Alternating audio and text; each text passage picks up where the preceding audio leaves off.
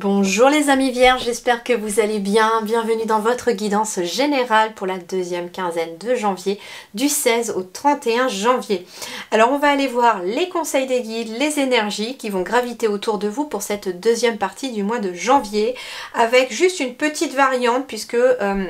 grâce aussi à vos commentaires, et je vous en remercie, les guides m'ont inspiré une autre façon de tirer. Alors ça paraît la même chose que début janvier. La seule différence, c'est que par exemple pour le matériel financier professionnel, la première ligne sera pour ceux qui sont en activité, que vous soyez à votre compte ou salarié. La deuxième ligne sera plus pour les personnes qui sont demandeurs d'emploi, au foyer ou à la retraite. Et puis si vous êtes en études, ça peut être sur les deux. Ensuite, pour le sentimental, ça va être pareil. Première ligne pour ceux qui sont célibataires, que vous recherchez ou non quelqu'un. Deuxième ligne pour ceux qui sont en couple. Voilà, donc on est parti pour vos énergies. Alors déjà, nous avons du 5 de bâton et nous avons le hiérophante qui est finalement la carte du pape. Alors, avec le 5 de bâton, on me parle en fait de compétition, d'obstacles, de quelque chose qui est à surmonter, une certaine dualité peut-être, mais avec les bâtons on est par rapport à un projet ou on est par rapport à un travail, par rapport à la vie professionnelle. Alors ça peut être aussi de travailler sur quelque chose, sur une situation aussi, qui vous demande peut-être plus de sagesse avec la carte du pape. Donc on vous dit peut-être que au lieu de rentrer dans une situation qui pourrait peut-être être conflictuelle ou qui peut être conflictuelle peut-être entre votre cœur et votre mental aussi, faites preuve de sagesse et de résilience avec la carte du pape ici. La carte du pape peut aussi représenter... comment dirais-je, un conseil. Ça peut être quelqu'un qui va vous conseiller justement peut-être par rapport à une situation qui peut être... Alors je ne ressens pas forcément quelque chose de très négatif, ça peut être tout simplement quelque chose qui ne va pas dans le sens que vous aimeriez être ou dans le sens que vous aimeriez aller. Ça peut être tout simplement un blocage quelconque, peut-être par rapport au travail, par rapport à la vie sentimentale. Il y a un blocage, il y a quelque chose qui fait obstacle.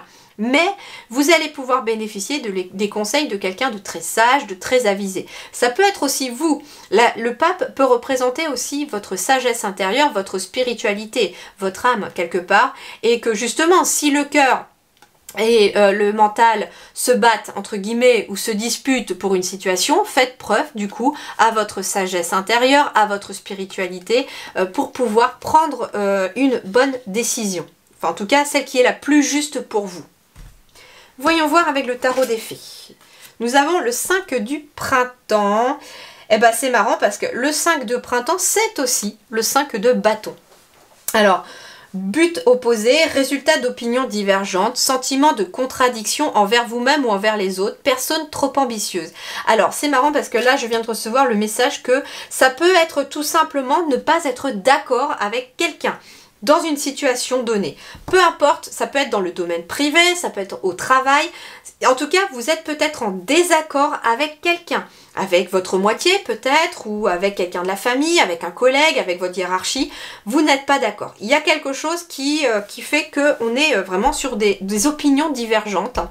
Et c'est là qu'intervient finalement la carte du pape. Ça peut être une tierce personne qui finalement va faire le médiateur entre vous deux pour pouvoir trouver la solution la plus juste et la plus équilibrée dans cette situation.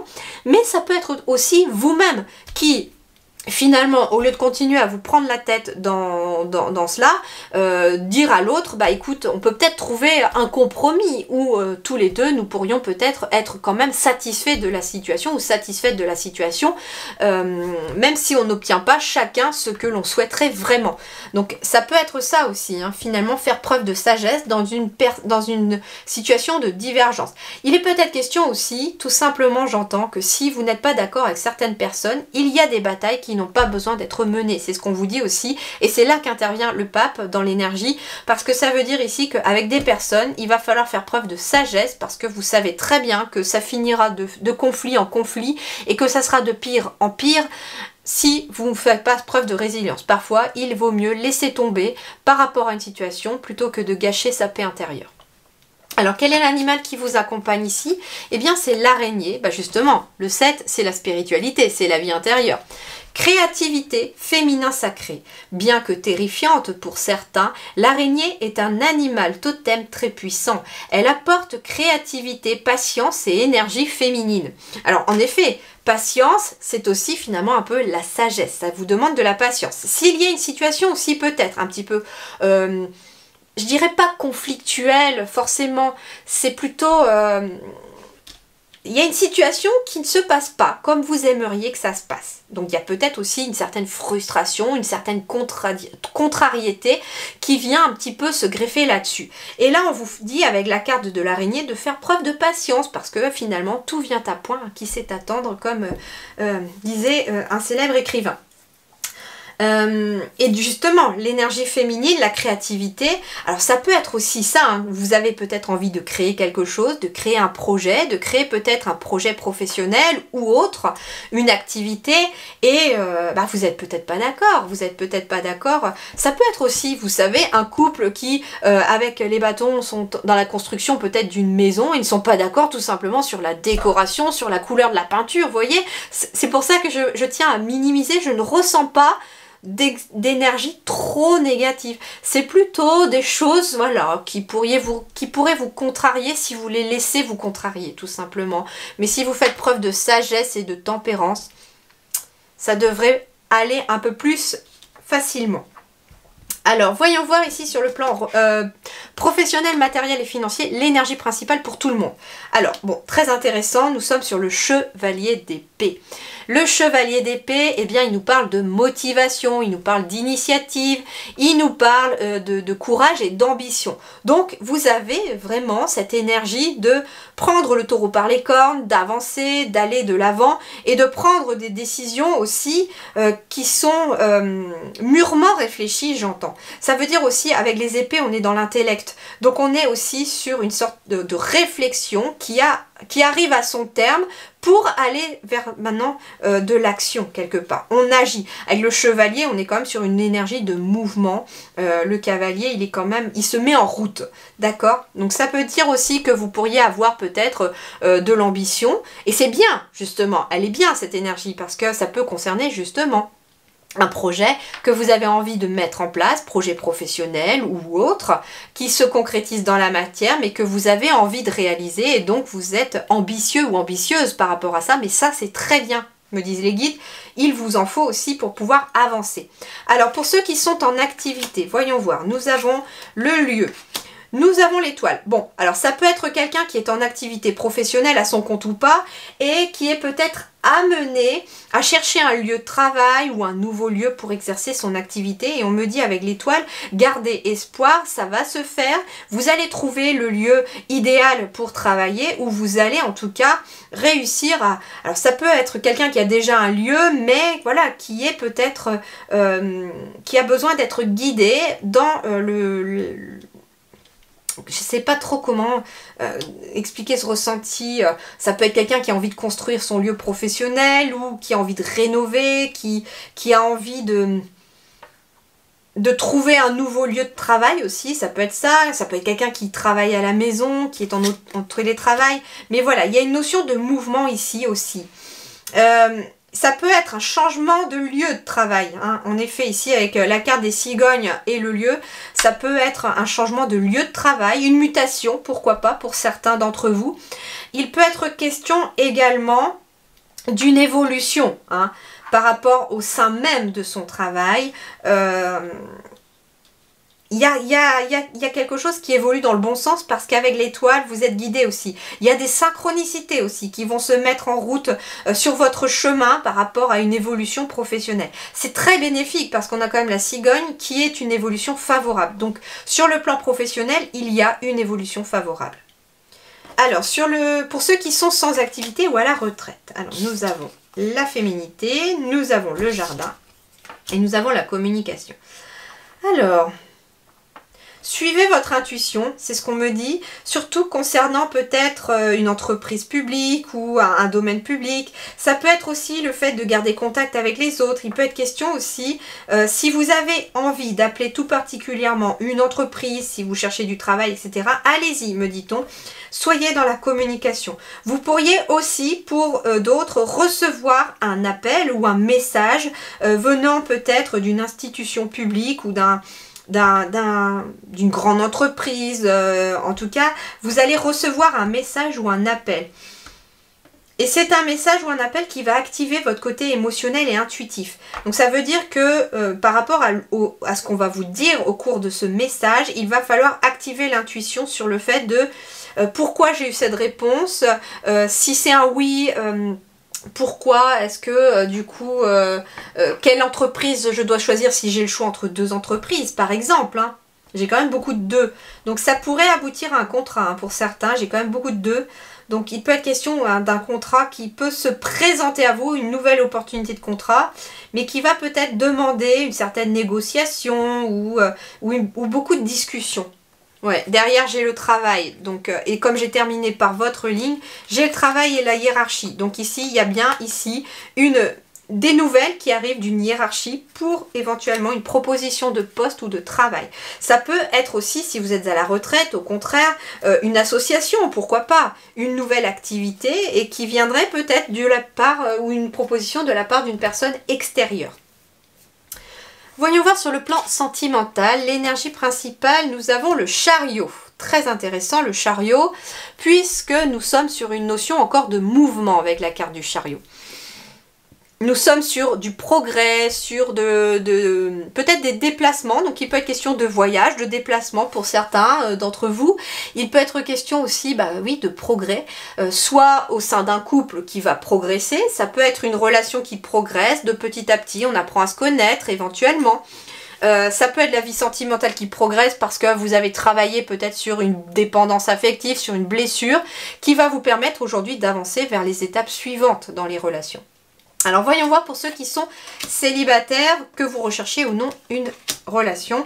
Eh bien en effet, il y a éventuellement un célibat qui se termine pour certains, ou une solitude aussi. Pourquoi je dis ça? Parce que j'ai la carte du chien qui peut symboliser l'amitié aussi. Donc ça peut être tout simplement une solitude qui se termine parce qu'il peut y avoir une nouvelle amitié, puisque j'ai quand même du 1 ici, donc on va vers une nouvelle relation pour certains célibataires, on va vers peut-être une nouvelle relation amicale si vous n'avez vraiment pas envie de rencontrer quelqu'un. Alors ça peut être aussi, on me dit, une amitié qui pourrait évoluer plus tard vers autre chose. En tout cas, j'ai quand même 2 fois le 9 et une fois le 10. Donc vous êtes sur une transition relationnelle ici pour vous, qui êtes en tout cas célibataire.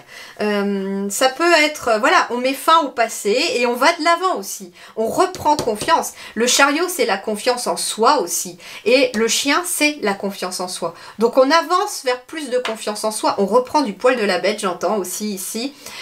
Parce qu'on se déleste du passé. On laisse son passé derrière soi et on va de l'avant avec la carte finalement du cavalier, hein, qui est bon, un homme ici sur un vélo, mais on va de l'avant. On laisse derrière soi ce qui est mort, ce qui n'est plus, ce qui ne nous sert plus. Ça peut être des relations, hein, aussi du passé qui se sont terminées, achevées, mais que là, cette fois-ci, on n'en veut plus. Et on va vers de nouvelles relations, ou en tout cas vers une nouvelle énergie. Pour ceux qui sont en couple, on me parle de sérénité, on parle peut-être de couples aussi qui sont ensemble depuis très longtemps. Et on me parle... Alors... Donc, vous aussi, c'est les derniers. Donc, j'ai quoi? J'ai l'étoile ici. Ouais. Alors, pour ceux qui sont en couple, ici, il peut y avoir certains conflits. Certains conflits au sein d'un couple. Mais j'entends des conflits qui sont liés peut-être à une tristesse de la part de l'un de vous. Mais on me dit qu'il y a possibilité de retrouver de la sérénité, de retrouver un apaisement. J'ai bien envie de retirer une carte pour compléter justement, parce que là j'ai quand même des conflits qui peuvent attrister un couple. il y a quelque chose, il y a des petits nuages en ce moment, mais justement, ils vont pas rester. Ça peut être ça, justement, hein, le 5 de bâton dans vos énergies. Ça peut être pour des couples qui ne sont peut-être pas d'accord sur quelque chose, sur une situation, qui ne sont peut-être pas d'accord sur quelque chose. Alors...